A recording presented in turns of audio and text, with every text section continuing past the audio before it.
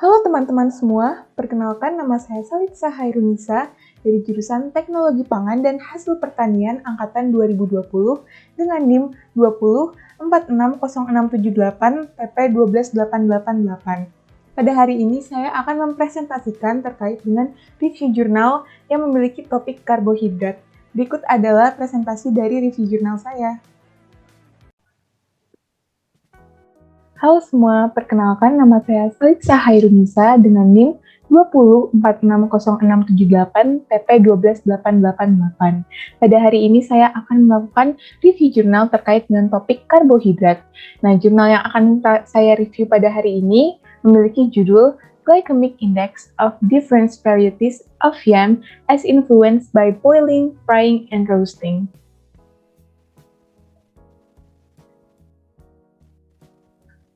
Pada review jurnal hari ini, kita akan membahas 4 subbab, yaitu subbab pengenalan, subbab bahan dan metode, subbab hasil dan pembahasan, serta subbab kesimpulan. Menuju pada subbab pertama, yaitu pengenalan. Jadi, makanan berkarbohidrat itu memiliki korelasi dengan indeks glikemik, yang dimana makanan yang berkarbohidrat pasti akan menghasilkan indeks glikemik di dalam tubuh. Nah, makanan berkarbohidrat itu terdapat makanan berkarbohidrat dengan indeks glikemik yang tinggi dan juga makanan berkarbohidrat dengan indeks glikemik yang rendah. Nah, makanan berkarbohidrat dengan indeks glikemik yang tinggi memiliki pengertian bahwa karbohidrat yang berasal dari makanan tersebut akan diubah menjadi glukosa di dalam tubuh atau di dalam darah dalam waktu yang cepat, sehingga peningkatan konsentrasi gula darah di dalam darah tersebut menjadi lebih cepat juga peningkatannya. Kemudian untuk makanan berkarbohidrat dengan indeks glikemik rendah memiliki pengertian bahwa karbohidrat yang berasal dari makanan dapat diubah menjadi glukosa di dalam tubuh dalam waktu yang cukup lama, sehingga indeks glikemik yang dihasilkan akan lebih rendah. Nah, berdasarkan jumlah atau nilai dari indeks glikemik tersebut, indeks glikemik terbagi menjadi 3 kategori, yaitu indeks glikemik rendah yang memiliki nilai 0 sampai 55, kemudian indeks glikemik sedang yang memiliki rentang nilai 56 sampai 69, dan indeks glikemik tinggi yang memiliki rentang nilai 70 sampai 100. Kemudian, indeks glikemik di dalam makanan ternyata dapat dipengaruhi oleh beberapa hal, yaitu proses pengolahan pada makanan, jenis sumber karbohidrat, metode pemasakan pada makanan, kematangan dari bahan karbohidrat, rasio amilosa dengan amilopektin, serat makanan, dan umur simpan dari makanan tersebut. Nah, dikarenakan indeks glikemik ini merupakan hal yang berkaitan dengan makanan berkarbohidrat, oleh karena itu kita dapat mengetahui bahwa makanan berkarbohidrat merupakan makanan pokok utama yang membentuk sebagian besar pola makan dan menyumbang porsi terbesar dari rentang distribusi makronutrien yang dapat diterima oleh tubuh. Selain itu, makanan berkarbohidrat juga dapat menyumbang sekitar 45-70% dari keseluruhan asupan dan penggunaan energi, sehingga sangat umum atau general bahwa karbohidrat merupakan sumber energi. Berikutnya, pada penderita diabetes, kontrol glikemik yang tepat itu dapat dilakukan dengan cara mengonsumsi makanan dengan porsi karbohidrat yang lebih sedikit. Atau mungkin jika penderita diabetes tidak ingin berhenti mengonsumsi karbohidrat, oleh karena itu mereka dapat tetap mengonsumsi karbohidrat dengan indeks glikemik yang rendah. Nah, kemudian berbicara tentang sumber karbohidrat, di Afrika Barat itu sumber pokok karbohidratnya adalah ubi. Nah, salah satu negara di Afrika Barat yaitu Ghana, ubi itu biasanya disajikan dalam bentuk ubi goreng, ubi rebus, dan fufu ubi yang dihidangkan bersama dengan sayuran, saus berbasis protein, dan sup.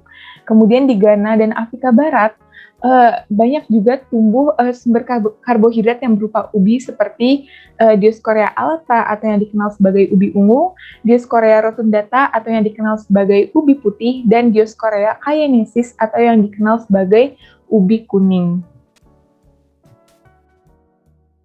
Kemudian proses pemasakan juga dinilai dapat meningkatkan kecernaan makanan dan menghadirkan ketersediaan nutrisi. Hal ini dapat terjadi karena pati resisten yang terdapat pada makanan itu akan dihidrolisis melalui proses pemasakan sehingga nutrisi yang terdapat di dalam pati tersebut akan lebih mudah untuk dicerna di dalam tubuh. Kemudian indeks glikemik di dalam tubuh ternyata dipengaruhi oleh 3 hal. Yang pertama adalah proses pemasakan yang beragam memberikan pengaruh yang beragam terhadap kecernaan pati yang berkaitan dengan indeks glikemik. Sehingga proses penggorengan dengan proses pemanggangan itu akan menghasilkan indeks glikemik yang berbeda. Kemudian yang kedua, kehadiran bahan atau ingredient lain mempengaruhi indeks glikemik pada makanan karbohidrat. Dan yang terakhir adalah proses pengolahan dan pemasakan dapat menghasilkan indeks glikemik yang beragam pada satu makanan tertentu. Kemudian pada makanan karbohidrat, biasanya proses pemasakan itu dapat menghancurkan dinding sel atau pati di dalam makanan karbohidrat tersebut.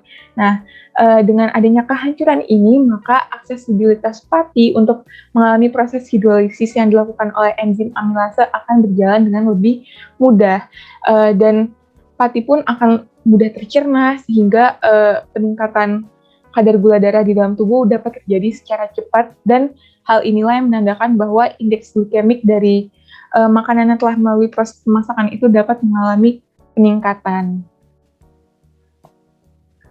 Kemudian pada 3 sumber utama karbohidrat atau sumber karbohidrat yaitu kentang, pisang biasa, dan pisang raja yang mentah, apabila ketiga sumber karbohidrat ini melalui proses perebusan, maka dinilai dapat menghasilkan indeks glikemik yang lebih rendah. Nah, hal ini dapat terjadi karena melalui proses perebusan, kehadiran pati resisten pada ketiga sumber karbohidrat ini dapat meningkat, sehingga jumlah yang harus dihidrolisis pun akan lebih banyak, dan resisten starch yang susah dicerna itu akan susah untuk dihidrolisis oleh enzim amilase, sehingga kecernaan pati itu akan lebih sulit dan menghasilkan indeks glikemik yang rendah. Kemudian proses pendinginan yang terjadi setelah proses perebusan juga dinilai dapat menimbulkan kristalisasi pada pati resisten atau kristalisasi kembali pada pati resisten. Nah, dengan adanya kristalisasi kembali ini, pati resisten pun akan semakin terikat dengan kuat, dan enzim amilase yang bertugas untuk menghidrolisis pati resisten ini akan lebih sulit untuk melakukan tugasnya, sehingga kadar indeks glikemik yang dihasilkan pun akan lebih rendah juga. Kemudian ternyata pada proses pemasakan makanan karbohidrat dengan lemak dinilai dapat menurunkan indeks glikemik makanan tersebut. Hal ini dapat terjadi karena lemak itu dapat memperlambat proses hidrolisis dari pati. Nah, mekanismenya adalah lemak yang dimasak bersama dengan sumber karbohidrat ini akan berikatan dengan ikatan amilosa dan menghasilkan suatu kompleks. Nah, kompleks yang dihasilkan ini akan bersifat sukar untuk dihidrolisis oleh enzim amilase, sehingga indeks glikemik yang dihasilkan juga akan lebih rendah karena pencernaannya itu sulit untuk dilakukan. Selanjutnya pada kentang goreng, ternyata kentang goreng juga dinilai memiliki indeks glikemik yang rendah.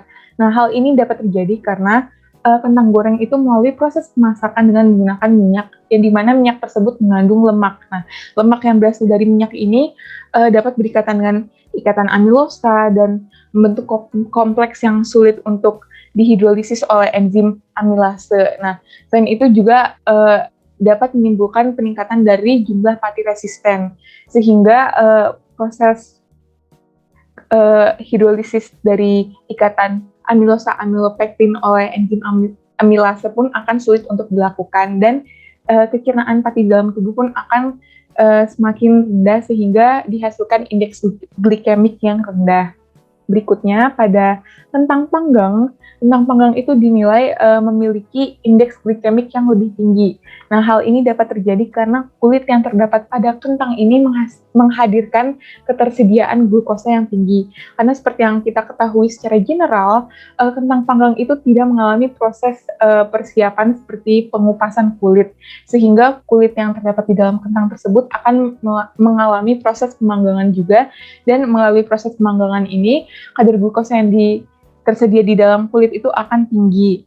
Selain itu, karena proses pemanggangan itu berkaitan dengan penguapan kadar air di dalam kentang, maka kadar air yang hilang selama proses pemanggangan ini dapat mengurangi pembentukan fatty resistant tipe 3 atau yang diketahui sebagai fatty terretrogradasi, sehingga indeks glikemik yang dihasilkan pun akan lebih tinggi.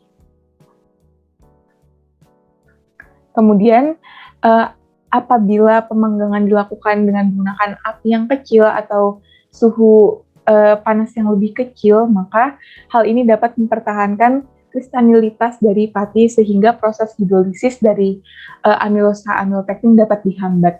Dan hal ini menyebabkan kecinaan dari pati akan sukar untuk dilakukan, dan indeks glikemik yang dihasilkan pun akan lebih rendah. Nah, oleh karena itu, pada hari ini saya akan membahas mengenai pengaruh variasi metode pemasakan terhadap indeks glikemik yang terdapat pada 3 spesies ubi lokal. Menuju ke subbab kedua, yaitu bahan dan metode. Yang pertama adalah subjek penelitian. Jadi, subjek yang digunakan dalam proses penelitian jurnal ini berupa 10 peserta dengan rentang umur 20 hingga 50 tahun. Selain itu, peserta juga dipersyaratkan untuk sehat atau tidak memiliki gangguan kesehatan. Nah, salah satu prosedur dari proses penelitian ini adalah 1 hari sebelum dilakukan pengujian, seluruh peserta ini diminta untuk menghindari aktivitas yang berlebih atau aktivitas yang berat, kemudian menghindari rokok dan menghindari minum minuman yang beralkohol. Selain itu, para peserta juga diminta untuk mencatat kapan waktu terakhir mereka mengonsumsi makanan dan minuman, serta jenis makanan dan minuman apa yang mereka konsumsi terakhir kali. Karena dalam prosedur proses pengujian ini, peserta diminta untuk berpuasa, sehingga sebelum dilakukannya puasa, peserta diminta untuk mencatat jenis makanan dan minuman terakhir serta jam terakhir mereka mengonsumsi makanan dan minuman. Berikutnya adalah pengukuran antropometri pada subjek. Jadi berkaitan dengan hal yang tadi, peserta diminta untuk mencatat jenis makanan dan minuman yang terakhir mereka makan, serta jam kapan mereka terakhir mengonsumsi makanan dan minuman, dikarenakan mereka diminta untuk berpuasa selama 10-14 jam sebelum dilakukan pengujian, yang dimana puasa ini dapat dilakukan dari malam sebelum hari pengujian hingga pagi sebelum pengujian. Selanjutnya, aspek yang diukur dari tiap peserta adalah tinggi badan peserta dan berat badan peserta. Dengan ini dapat dihasilkan BMI dari tiap peserta. Berikutnya adalah persiapan makanan uji coba dengan bahan utama ubi. Jadi ubi yang digunakan sebagai makanan uji coba pada pengujian ini adalah ubi putih, ubi kuning, dan ubi air. Nah, ubi ini akan mengalami proses penyortiran yang dimana ubi yang telah rusak atau yang tidak memenuhi standar kualitas akan dibuang, sedangkan ubi yang masih memenuhi standar kualitas itu akan dilanjutkan untuk melalui proses pengolahan, yang dimana proses pengolahannya itu adalah perebusan, penggorengan, dan pemanggangan. Pada ubi rebus dan ubi goreng, terdapat tahap persiapan seperti pengupasan kulit ubi, pemotongan pengirisan ubi, dan pencucian ubi. Pada ubi goreng, ubi akan digoreng dengan menggunakan metode deep fry selama 35-40 menit dengan menggunakan minyak sayur. Kemudian, pada ubi rebus, ubi akan direbus selama 35-45 menit dengan menggunakan suhu 100 derajat Celcius atau suhu air mendidih.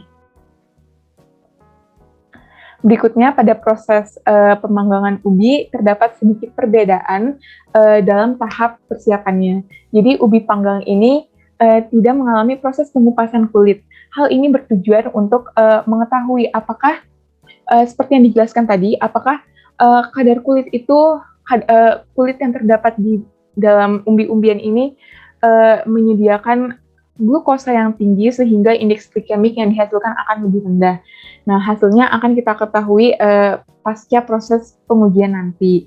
Jadi, ubi panggang ini hanya melalui proses persiapan seperti pencucian dan pengirisan. Berikutnya, ubi akan dipanggang selama 40-45 menit dengan menggunakan suhu 120 derajat Celcius. Berikutnya, ubi yang telah mengalami proses pengolahan seperti penggorengan, perebusan, dan pemanggangan akan didiamkan di dalam suhu ruang hingga suhunya mengalami penurunan. Nah, apabila suhunya sudah mengalami penurunan, maka makanan uji coba yang berbahan baku ubi akan siap untuk disajikan kepada para peserta.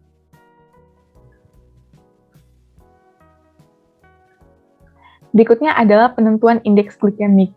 Setelah dilakukan pengukuran antropometri yang berkaitan dengan tinggi badan, BMI, dan berat badan, tiap peserta akan diambil darah kapilernya. Nah, hal ini bertujuan untuk melakukan pengujian kadar gula darah puasa atau fasting blood sugar dari tiap peserta.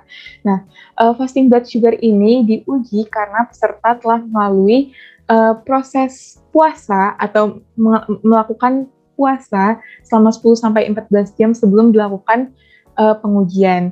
Nah, jadi peserta ini akan berikutnya peserta akan melakukan oral glucose tolerance test atau OGTT yang berfungsi sebagai kontrol pada pengujian ini.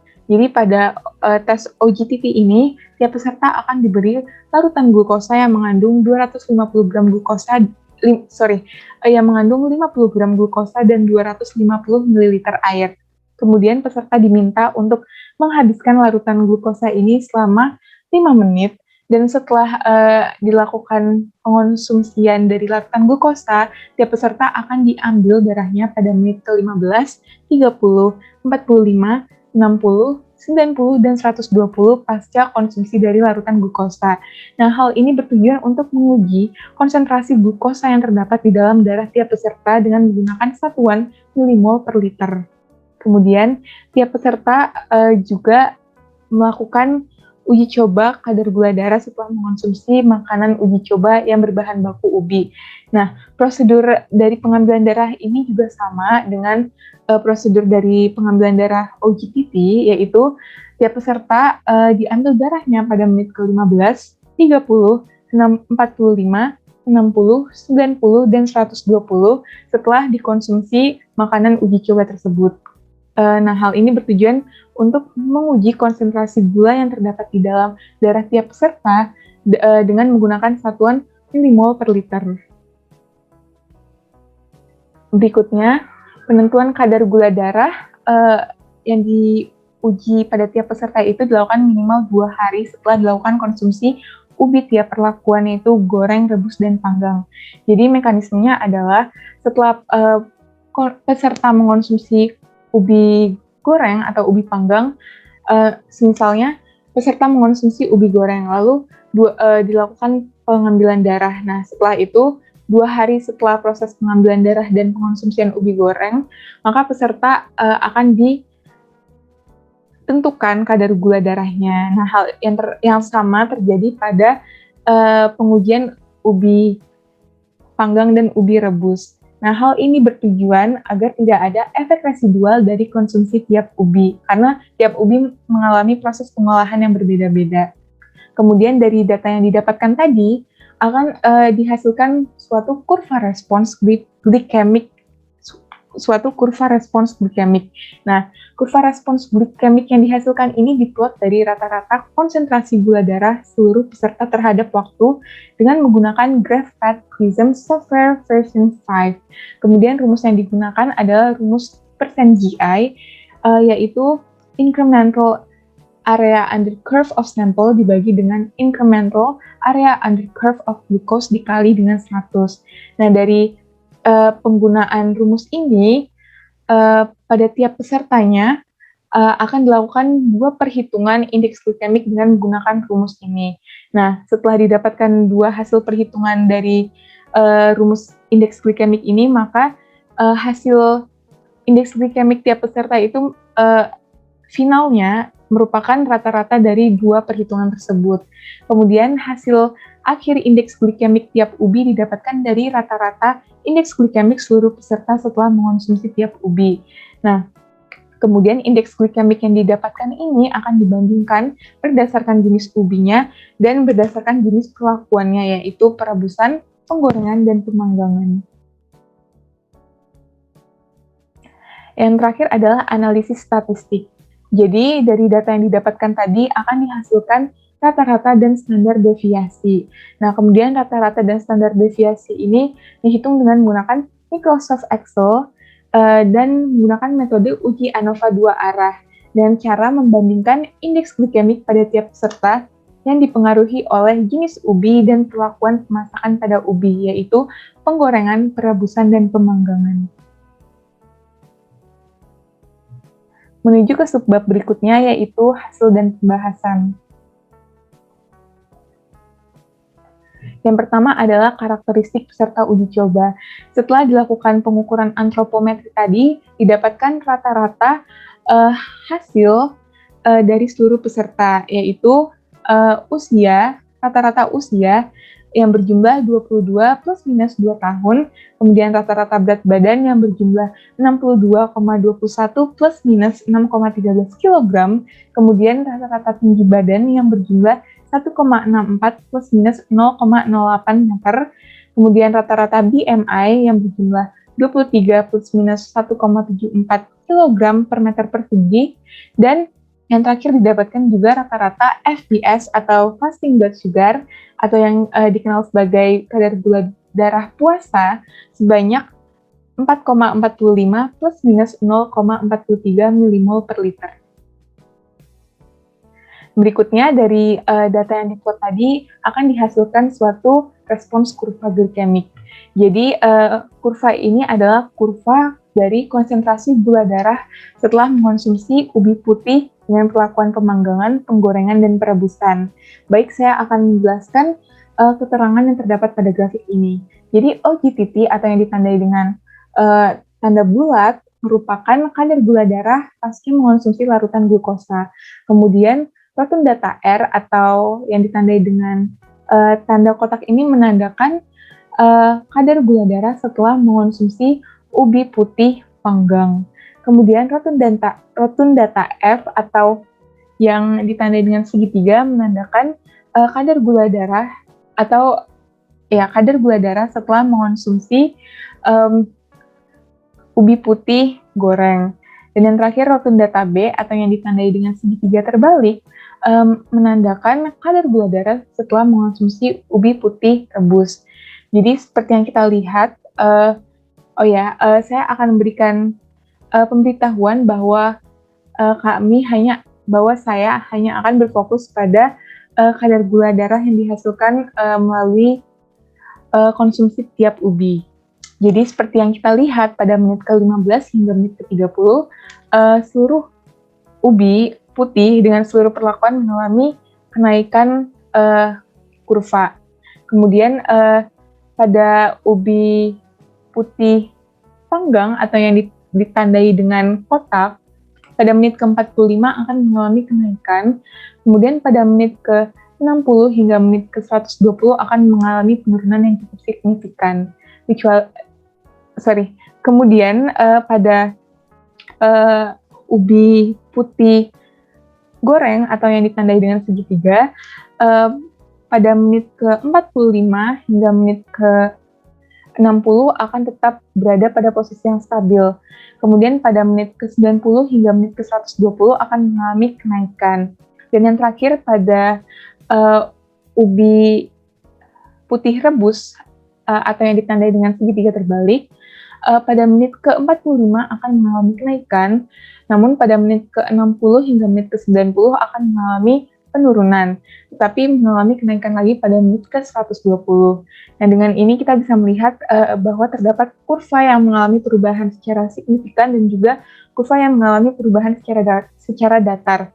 Nah, kurva yang mengalami perubahan secara signifikan ini terdapat pada kurva ubi putih panggang atau yang ditandai dengan bentuk kotak, dan kurva yang mengalami perubahan secara datar ditandai dengan kurva ubi putih goreng atau yang ditandai dengan segitiga.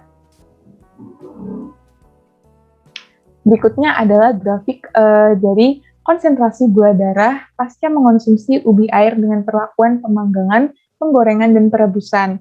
Nah, saya juga akan menjelaskan lagi keterangan yang terdapat pada kurva ini. Jadi OGTT atau yang ditandai dengan bulat itu merupakan kadar gula darah setelah mengonsumsi larutan glukosa. Kemudian alata roasted atau yang ditandai dengan segitiga itu menandakan kadar gula darah setelah mengonsumsi ubi air panggang. Yang ketiga adalah alata fried atau yang ditandai dengan segitiga terbalik, menandakan kadar gula darah setelah mengonsumsi ubi air goreng. Dan yang terakhir alata boiled atau yang ditandai dengan bentuk seperti diamond, menandakan kadar gula darah setelah mengonsumsi ubi air rebus. Nah, jadi seperti yang tadi saya jelaskan, saya hanya akan berfokus pada kadar gula darah pasca mengonsumsi ubi. Jadi seperti yang kita lihat pada menit pada menit ke-15 hingga menit ke-30, kadar gula darah pada seluruh ubi air dengan seluruh perlakuan itu mengalami kenaikan. Berikutnya pada ubi panggang atau yang ditandai dengan segitiga, pada menit ke-45 mengalami sedikit penurunan. Lalu pada menit ke-60 hingga menit ke-120 mengalami penurunan lagi secara signifikan. Kemudian yang kedua pada ubi air goreng atau yang ditandai dengan segitiga terbalik, pada menit ke-45 berada pada posisi yang stabil. Kemudian pada menit ke-60 mengalami penurunan dan kembali stabil lagi pada menit ke-90 hingga menit ke-120. Selanjutnya pada ubi air rebus atau yang ditandai dengan bentuk seperti diamond, pada menit ke-45 hingga menit ke-90 mengalami penurunan yang cukup signifikan. Namun pada menit ke-120 kembali lagi ke posisi yang stabil. Jadi dari hasil kurva yang didapatkan, kita bisa melihat terdapat kurva dengan perubahan yang cukup signifikan dan kurva dengan perubahan yang cukup datar atau stabil. Nah, jadi kurva dengan perubahan yang signifikan terdapat pada ubi air rebus atau yang ditandai dengan tanda diamond, seperti diamond, dan perubahan kurva yang paling datar terdapat pada ubi air goreng atau yang ditandai dengan bentuk seperti segitiga terbalik. Dengan ini kesimpulannya, apabila kurva konsentrasi gula darah pasca konsumsi ubi berada di posisi puncak pada waktu yang cukup lama, pada waktu yang cukup pendek, maka makanan tersebut dapat meningkatkan konsentrasi gula darah secara cepat, atau makanan ini dapat diidentifikasikan sebagai makanan dengan kandungan indeks glikemik yang tinggi.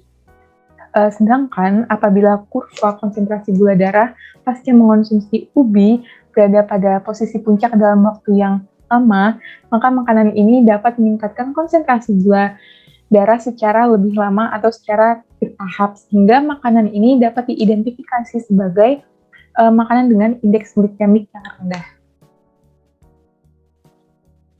Berikutnya adalah indeks glikemik pada ubi atau makanan uji coba.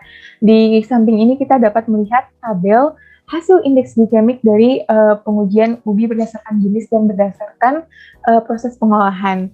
Berdasarkan keterangan, apabila indeks glikemik yang dihasilkan kurang dari sama dengan 55, maka indeks glikemik tersebut akan termasuk dalam kategori low GI atau indeks glikemik rendah. Kemudian apabila indeks glikemik yang dihasilkan berada pada rentang nilai 56 sampai 69, maka indeks glikemik yang dihasilkan merupakan indeks glikemik medium atau sedang. Dan yang terakhir, apabila indeks glikemik yang dihasilkan berada pada nilai lebih dari sama dengan 70, maka indeks glikemik yang dihasilkan merupakan indeks glikemik tinggi. Nah, jika dikelompokkan berdasarkan tiap jenis ubi, yaitu white yam atau ubi putih, kemudian ubi kuning dan ubi air, pada ubi putih didapatkan rata-rata indeks glikemik sekitar 51, sehingga indeks glikemik pada ubi putih ini termasuk dalam kategori indeks glikemik rendah. Berikutnya pada ubi kuning didapatkan rata-rata indeks glikemik sekitar 70, sehingga indeks glikemik yang dihasilkan oleh ubi kuning ini termasuk indeks glikemik tinggi. Dan yang terakhir pada ubi air, didapatkan rata-rata indeks glikemik sebanyak atau sekitar 57, sehingga indeks glikemik yang dihasilkan oleh ubi air termasuk dalam kategori indeks glikemik medium atau sedang. Sedangkan jika dikelompokkan berdasarkan tiap perlakuan pemasakan, yaitu penggorengan, pemanggangan, dan perebusan, pada proses pemanggangan didapatkan rata-rata indeks glikemik sekitar 58, sehingga indeks glikemik yang dihasilkan merupakan indeks glikemik kategori sedang atau medium.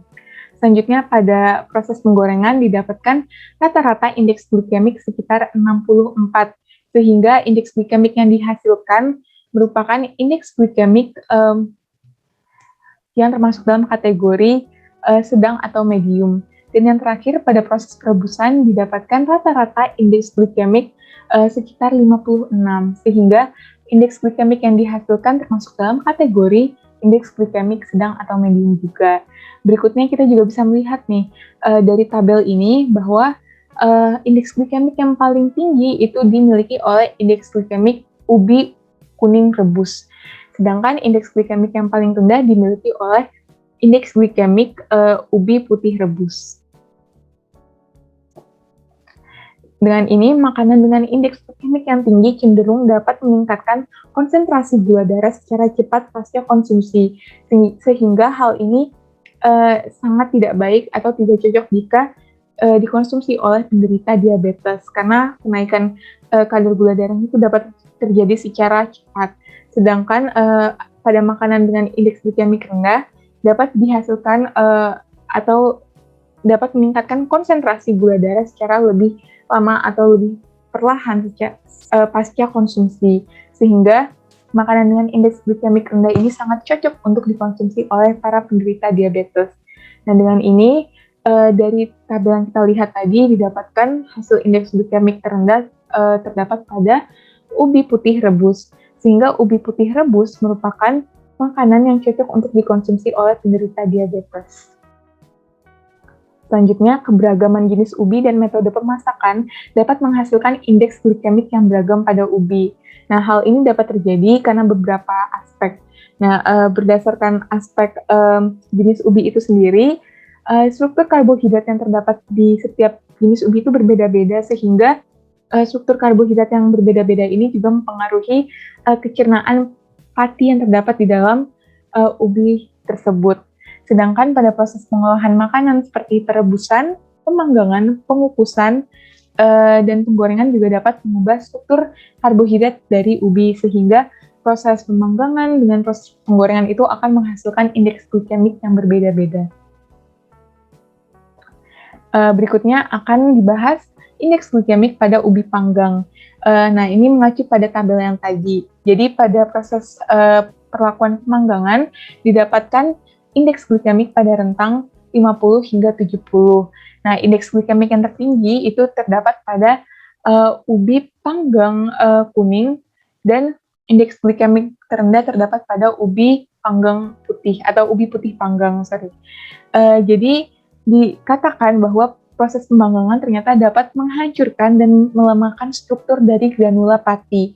Dengan ini, kecernaan karbohidrat di dalam tubuh dapat terjadi secara cepat karena proses pelemahan struktur melalui pemanggangan ini dapat mempercepat proses hidrolisis dari ikatan yang terdapat di dalam pati. Dengan ini, indeks glikemik yang dihasilkan pun akan lebih tinggi melalui proses pemanggangan.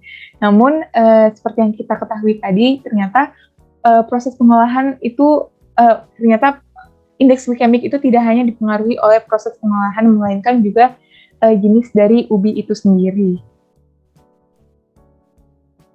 Berikutnya indeks glikemik pada ubi goreng.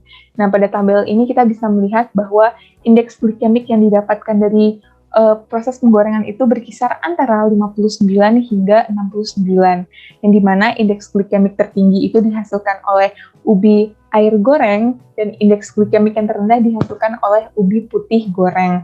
Nah, seperti yang kita ketahui sebelumnya, ternyata proses penggorengan dinilai dapat menurunkan indeks glikemik dari makanan karena lemak itu dapat berikatan dengan amilosa dan membentuk kompleks yang sulit untuk dipecah oleh enzim amilase. Namun dikarenakan minyak yang digunakan dalam proses penggorengan ubi itu lebih sedikit, maka lemak yang dihasilkan pun akan lebih sedikit dan lemak yang berikatan dengan amilosa pun akan lebih sedikit sehingga proses hidrolisis dari pati ini akan lebih mudah untuk dilakukan dan indeks glikemik yang dihasilkan pun akan lebih tinggi daripada yang disebutkan di pustaka sebelumnya, sehingga indeks glikemik pada ubi goreng itu keseluruhan berada pada kategori medium atau sedang. Nah, namun seperti yang dibahas tadi, karena indeks glikemik tidak hanya dipengaruhi oleh proses pengolahan makanan, melainkan juga struktur atau jenis dari ubi itu sendiri.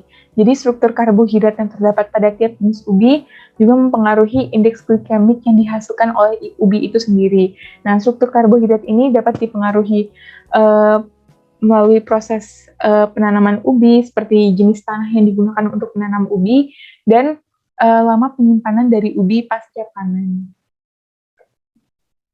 Berikutnya, indeks glikemik pada ubi rebus. Nah, berdasarkan tabel di samping, didapatkan indeks glikemik dari hasil perebusan dengan rentang antara 44 hingga 75. Nah, indeks glikemik yang tertinggi terdapat pada ubi kuning rebus, sedangkan indeks glikemik yang terendah terdapat pada ubi putih rebus. Nah, seperti yang dijelaskan pada pengenalan tadi, proses perebusan yang dilanjutkan dengan proses pendiaman itu ternyata dapat menyebabkan terjadinya pembentukan dari resisten starch dan juga rekristalisasi dari resisten starch itu sendiri, sehingga pati resisten akan lebih sulit untuk dihidrolisis oleh amilosa dan kadar indeks glikemik yang dihasilkan pun akan lebih rendah. Namun jika kita lihat pada ubi putih rebus dihasilkan kategori indeks glikemik yang rendah dan sama dengan indeks glikemik yang dihasilkan oleh ubi air. Namun mengapa ubi kuning memiliki indeks glikemik yang tinggi? Nah, hal ini ternyata kembali lagi pada pengertian di mana proses yang di mana hal yang mempengaruhi indeks glikemik itu terbagi menjadi jenis ubi dan proses pengolahan, sehingga dikarenakan ubi kuning memiliki struktur karbohidrat yang mudah mengalami hidrolisis dan mudah dicerna di dalam tubuh, maka ubi kuning ini akan menghasilkan indeks glikemik yang lebih rendah. Selain itu, resisten starch yang dihasilkan pada ubi kuning ini juga lebih rendah daripada resisten starch yang dihasilkan pada ubi putih dan ubi air. Nah, kita sampai pada subbab terakhir, yaitu kesimpulan. Yang pertama, berdasarkan jenis ubi, indeks glikemik tertinggi dimiliki oleh ubi kuning dan indeks glikemik terendah dimiliki oleh ubi putih. Kemudian, berdasarkan proses pengolahan, indeks glikemik tertinggi dihasilkan melalui proses penggorengan dan indeks glikemik terendah dihasilkan melalui proses perebusan. Berikutnya, dari tabel yang dihasilkan tadi dapat diurutkan indeks glikemik dari yang tertinggi, yaitu ubi kuning rebus lebih dari ubi kuning panggang, lebih dari ubi air goreng, lebih dari ubi kuning goreng, lebih dari ubi putih goreng, lebih dari ubi air panggang, lebih dari ubi putih panggang, lebih dari ubi air rebus, dan lebih dari ubi putih rebus. Selanjutnya, pengaruh dari jenis ubi dan proses pengolahan terhadap indeks glikemik itu ternyata tidak berpengaruh secara signifikan. Namun dari hasil yang kita dapatkan tadi, kita bisa melihat bahwa proses perebusan cenderung menghasilkan indeks glikemik yang lebih rendah, dan proses penggorengan cenderung menghasilkan indeks glikemik yang lebih tinggi. Selain itu, berdasarkan jenisnya, kita juga bisa melihat bahwa ubi kuning cenderung memiliki kandungan indeks glikemik yang lebih tinggi, dan ubi putih cenderung memiliki kandungan indeks glikemik yang lebih rendah. Sekian presentasi mengenai review jurnal topik karbohidrat dari saya. Saya ingin mengucapkan terima kasih dan mohon maaf jika ada kesalahan. Selamat melalui atau menjalankan hari. Terima kasih. Halo teman-teman semua, kembali lagi bersama dengan saya pada review jurnal dengan tema karbohidrat. Pada sesi kali ini saya akan menjawab beberapa pertanyaan yang telah diberikan.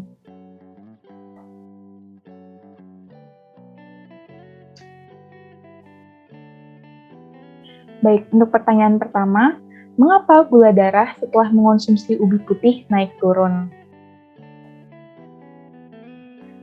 Untuk jawabannya, seperti yang kita lihat pada grafik di samping ini, grafik ini merupakan grafik konsentrasi gula darah pasca mengonsumsi ubi putih dengan seluruh perlakuan. Seperti yang kita lihat, pada menit 30 hingga ke 45, konsentrasi gula darah pasca mengonsumsi ubi putih ini mengalami kenaikan. Namun pada menit berikutnya,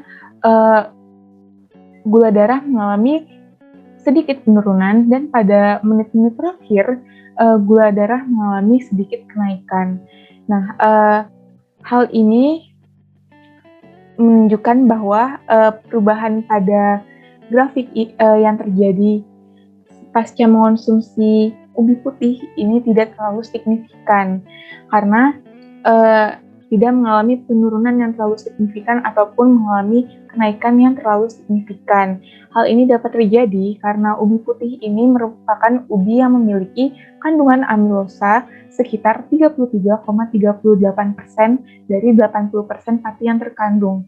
Nah, dengan ini kita bisa mengkalkulasikan bahwa kandungan amilosa yang terdapat di dalam ubi putih ini berada pada sekitar 41%, yang dimana kisaran jumlah 41% ini merupakan kategori yang cukup tinggi untuk kandungan amilosa di dalam suatu karbohidrat. Sehingga dikarenakan kandungan amilosa yang terdapat di dalam ubi ini memiliki korelasi yang positif dengan kandungan fatty resistant yang terdapat di dalam ubi, maka kandungan amilosa yang cukup tinggi mengindikasikan bahwa kandungan fatty resistant yang terdapat di dalam ubi ini juga cukup tinggi. Lalu ubi putih juga dapat meningkatkan viskositas digesta, sehingga penyerapan berlebih terhadap gula dan kolesterol dapat dicegah, sehingga hasil dari indeks glikemik akan berada pada jumlah yang lebih rendah juga. Seperti yang telah dibahas tadi, komponen amilosa di dalam ubi putih mengindikasikan kandungan RS yang cukup tinggi, karena kandungan amilosa yang terdapat di dalam ubi putih ini berada dalam jumlah yang cukup tinggi juga, yaitu 41%. Nah, hal ini menandakan bahwa kecernaan pati pada ubi putih ini cukup rendah, karena komponen amilosa dan fatty resistant yang cukup tinggi ini menyebabkan hidrolisis dari amilosa oleh enzim hidrolisa akan lebih sulit untuk dilakukan, sehingga proses pencernaannya akan dilakukan secara lebih lambat atau secara bertahap, dan indeks glikemik yang dihasilkan pun akan lebih rendah. Sehingga seperti yang kita lihat pada grafik di samping ini, pada saat konsentrasi gula darah mengalami kenaikan secara bertahap, hal ini dapat terjadi karena hidrolisis dari amilosa itu berhasil dilakukan oleh enzim hidrolisa. Kemudian penurunan pada konsentrasi gula darah yang terjadi secara bertahap dapat terjadi karena hidrolisis dari amilosa ini belum berhasil dilakukan oleh enzim hidrolisa, dan pada menit-menit terakhir konsentrasi gula darah yang mengalami peningkatan ini dapat terjadi karena pada akhirnya keseluruhan komponen amilosa berhasil dihidrolisis oleh enzim hidrolisa. Dengan ini kita bisa menyimpulkan bahwa kadar fatty resistant dan amilosa yang terdapat di dalam ubi putih ini berada dalam jumlah yang cukup tinggi karena proses hidrolisis dari amilosanya terjadi secara bertahap. Baik, pertanyaan berikutnya, apa yang menyebabkan indeks glikemik ubi putih rebus paling rendah? Untuk jawabannya adalah karena ubi putih rebus ini dipengaruhi oleh dua hal, yaitu komponen yang terkandung di dalam ubi putihnya itu sendiri dan juga perlakuan pemasakan pada ubi putih. Jika kita membahas terkait dengan komponen yang terkandung di dalam ubi putih ini memiliki kandungan amilosa sekitar 33,38% dari 80% pati yang terkandung, sehingga bisa dikalkulasikan bahwa komponen amilosa yang terdapat di dalam ubi putih ini berada dalam jumlah 41% yang dapat dikategorikan sebagai jumlah yang cukup tinggi untuk komponen amilosa. Sehingga dikarenakan komponen amilosa memiliki korelasi yang positif dengan komponen pati resisten, maka kita bisa mengetahui bahwa komponen pati resisten yang terdapat di dalam ubi putih ini cukup tinggi dan indeks glikemik yang dihasilkan pun akan lebih rendah. Selanjutnya, hal ini juga dapat terjadi karena ubi putih dapat meningkatkan viskositas digesta, sehingga penyerapan berlebih terhadap gula dan kolesterol yang dapat meningkatkan gula darah ataupun meningkatkan kandungan yang tidak diinginkan lainnya, itu dapat dicegah. Lalu berkaitan dengan proses pemasakan, ubi putih yang mengalami proses perebusan itu akan mengalami gelatinisasi. Nah, proses gelatinisasi akan menyebabkan pati yang terdapat pada ubi putih ini akan lebih mudah untuk dihidrolisis oleh enzim hidrolisa, sehingga kecenaan dari pati pun akan berada dalam jumlah yang tinggi. Namun, jika disesuaikan dengan prosedur yang terdapat pada jurnal penelitian, proses pendinginan atau proses penurunan suhu itu terjadi pasca proses perebusan dari ubi putih, sehingga proses pendinginan yang terjadi pasca proses perebusan ini akan menyebabkan pati resisten yang terdapat di dalam ubi putih itu mengalami rekristalisasi, sehingga pati resisten yang mengalami rekristalisasi ini akan memiliki ikatan yang lebih kuat dan enzim hidrolisa atau enzim amilase yang berfungsi untuk menghidrolisis pati ini pun akan lebih sulit untuk melakukan tugasnya. Dan ini dapat disimpulkan bahwa indeks glikemik yang rendah pada ubi putih rebus ini dapat terjadi karena ubi putih memiliki kandungan pati resisten yang tinggi dan juga proses perebusan yang dilanjutkan dengan proses pendinginan akan menyebabkan terjadinya rekristalisasi dari pati resisten yang terdapat di dalam ubi putih, sehingga proses hidrolisis dari pati resisten ini akan lebih sulit untuk dilakukan. Baik, pertanyaan ketiga, mengapa gula darah dapat mengalami penurunan setelah mengonsumsi ubi air panggang? Jadi, gula darah ini memiliki korelasi yang positif dengan kandungan indeks glikemik. Hal ini dapat terjadi karena pengaruh dari dua hal, yaitu komponen yang terdapat di dalam ubi air dan juga proses perlakuan pemasakan yang dilakukan terhadap ubi air. Jika membahas yang berkaitan dengan komponen yang terdapat di dalam ubi air ini memiliki kandungan amilosa sekitar 36% dari 88% pati yang terkandung. Sehingga jika dikalkulasikan keseluruhan kandungan amilosa yang terkandung di dalam ubi air ini berada dalam jumlah 41%. Nah, seperti yang kita bahas tadi, jika berdasarkan jurnal, jumlah 41% untuk komponen amilosa itu dapat dikategorikan sebagai jumlah yang cukup tinggi. Sehingga dikarenakan komponen amilosa memiliki korelasi yang positif dengan komponen pati resisten, maka pati resisten yang terdapat di dalam ubi air pun akan berada dalam jumlah yang tinggi.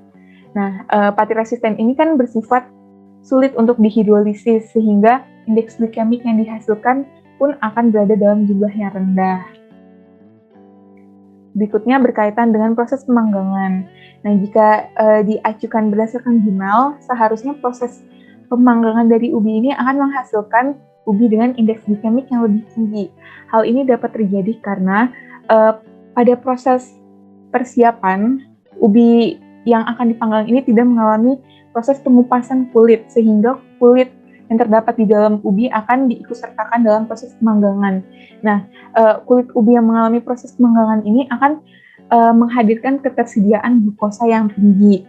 Selain itu, karena proses pemanggangan berkaitan dengan proses penguapan kadar air dari dalam ubi, maka pembentukan dari pati resisten tipe 3 atau yang disebut sebagai pati terretrogradasi itu akan berkurang potensi pembentukannya. Nah, kemungkinan lainnya adalah apabila pemanggangan ini dilakukan dengan menggunakan api yang kecil. Nah, penggunaan api yang kecil selama proses pemanggangan akan tetap mempertahankan kristalinitas dari pati, sehingga pati pun akan sulit untuk mengalami proses hidrolisis, dan kecernaannya pun akan berada dalam jumlah yang rendah, sehingga indeks glikemik yang dihasilkan akan berada pada jumlah yang lebih rendah. Nah, kemungkinan berikutnya adalah proses pendinginan yang terjadi pasca proses pemanggangan, karena jika kita acukan berdasarkan jurnal ini, yaitu prosedurnya, ubi yang telah mengalami proses pemanggangan itu akan mengalami proses penurunan suhu. Nah, proses penurunan suhu ini akan menyebabkan terjadinya rekristalisasi dari pati resisten yang terdapat di dalam ubi, sehingga pati yang mengalami rekristalisasi ini akan terikat kembali dengan lebih kuat, dan enzim amilase yang akan menghidrolisis pati resisten pun akan lebih sulit untuk melakukan tugasnya. Sehingga dapat disimpulkan indeks glikemik yang rendah pada ubi air panggang ini dapat disebabkan oleh yang pertama, ubi air memiliki kandungan pati resisten yang tinggi. Yang kedua, karena proses pemanggangan ini dilanjutkan dengan proses pendinginan, maka rekristalisasi dari pati resisten pada ubi air pun dapat terjadi, dan pati resisten yang terkristalisasi ini akan lebih sulit untuk dihidrolisis oleh enzim amilase. Dan alasan yang terakhir adalah karena proses pemanggangan yang dilakukan pada ubi air ini menggunakan api yang kecil, sehingga kristalinitas dari pati ini akan tetap dapat dipertahankan.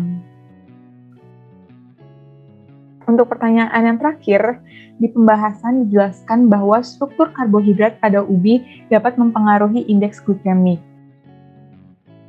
Nah, hal ini memang benar karena struktur karbohidrat pada ubi ini tersusun atas komponen amilosa, yang dimana komponen amilosa ini berfungsi sebagai indikator dari tingkat kecernaan pati pada ubi, tingkat kecernaan pati ubi pada tubuh, dan respons glikemik pati. Selain itu, dikarenakan amilosa memiliki korelasi yang positif dengan pati resisten, maka jumlah amilosa yang tinggi ini pun akan mengindikasikan kalau pati resisten yang terkandung itu berada dalam jumlah yang tinggi juga, dan sebaliknya. Sehingga dapat kita simpulkan bahwa apabila struktur karbohidrat pada ubi tersusun atas komponen amilosa yang tinggi, maka pati resisten yang terkandung di dalam ubi ini pun juga berada dalam jumlah yang tinggi, sehingga pati akan lebih sulit untuk dihidrolisis, dan proses pencernaannya akan terjadi secara bertahap, sehingga indeks glikemik yang dihasilkan akan lebih rendah. Sebaliknya, apabila struktur karbohidrat pada ubi tersusun atas komponen amilosa dengan jumlah yang rendah, maka pati resisten yang terkandung di dalam ubi ini juga berada dalam jumlah yang rendah, sehingga pati pada ubi akan lebih mudah untuk dihidrolisis, dan pencernaannya akan terjadi dalam waktu yang cukup singkat, sehingga indeks glikemik yang dihasilkan akan berada dalam jumlah yang tinggi. Sekian presentasi dari saya. Saya ingin mengucapkan terima kasih atas perhatiannya, dan mohon maaf jika terdapat kesalahan selama menjawab beberapa pertanyaan yang telah diberikan. Sekian presentasi dari saya. Terima kasih banyak, dan selamat melanjutkan kegiatan.